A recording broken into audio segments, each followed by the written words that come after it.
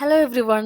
ഇന്ന് ഞാൻ ഉണ്ടാക്കാൻ പോണത് കാശ്മീരിന്റെ ഫേമസ് മട്ടൺ വിഭവമായ മട്ടൺ റോഗൻ ജോഷാണ്. അപ്പോൾ ഇതിന്റെ പ്രത്യേകത എന്താണെന്ന് ചോദിച്ചാലും ഇതിൽ സവാള, ഇഞ്ചി, വെളുത്തുള്ളി മുതലായ കാര്യങ്ങളൊന്നും ചേർക്കണില്ല. അതിനു പകരം മട്ടൺ കുറച്ച് സ്പൈസസിലും തൈരിലും ഒക്കെ നന്നായിട്ട് വെന്ത് നല്ല കുറുകിയ ചാറോട് കൂടിയുള്ള ചുവപ്പ് കളറ് മട്ടൺ കറിയായിട്ട് വരും. അപ്പോൾ എന്തായാലും ഇതിന്റെ മേക്കിങ്ങിലേക്ക് ഒന്ന് പോവാം. കടുകെണ്ണയാണ് ഇതിൽ ഉപയോഗിച്ചിട്ടുള്ളത്. കടുകെണ്ണ നന്നായിട്ട് ചൂടായി വരുമ്പോഴത്തേക്ക് അതിൽ കുറച്ച് വോൾ സ്പൈസസ് ഇട്ട് അതിൻ്റെ പച്ചമണം മാറും വരെ ഒന്ന് നന്നായിട്ട് ഇളക്കി കൊടുക്കുക. ഇനി ഇതിലേക്ക് മട്ടൺ ഡയറക്റ്റ് ആയിട്ട് ആഡ് ചെയ്ത് കൊടുക്കാം. 2 മിനിറ്റ് നല്ല ഹീറ്റിൽ ഇത് കുക്കായതിനു ശേഷം അടച്ചു വെച്ച് വേവിക്കാം.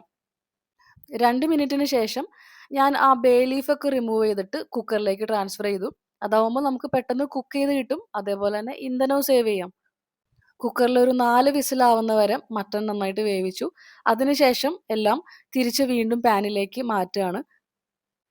ഇനി നമ്മളൊരു മസാല പേസ്റ്റ് ഉണ്ടാക്കിയെടുക്കുകയാണ്. അതിന് വേണ്ടിയിട്ട് കുറച്ച് കാശ്മീരി ചില്ലി പൗഡർ, മഞ്ഞൾപ്പൊടി, പെരിഞ്ജീരകപ്പൊടി, ജീരകപ്പൊടി, ഉപ്പ്, കുറച്ച് ചുക്ക് പൊടിച്ചത് ഇത്രയും ചേർത്ത് കുറച്ച് ചൂടുവെള്ളം കൂടി ആഡ് ചെയ്ത് ഇത് നന്നായിട്ട് പേസ്റ്റ് ആക്കി എടുക്കാം.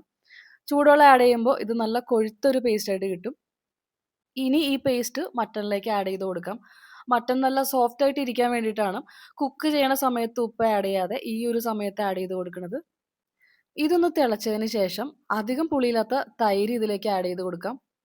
ഈ തൈര് മീറ്റിനെ ഒന്നുകൂടെ സോഫ്റ്റ് ആക്കും. അതേപോലെ തന്നെ ഗ്രേവിക്ക് ഒരു തിക്നെസ്സും കൊടുക്കും.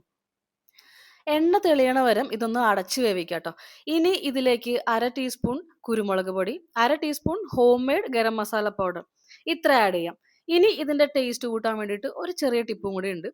ഇതിലേക്ക് 1 ടീസ്പൂൺ നെയ്യും കൂടെ ആഡ് ചെയ്ത് കൊടുക്കാം.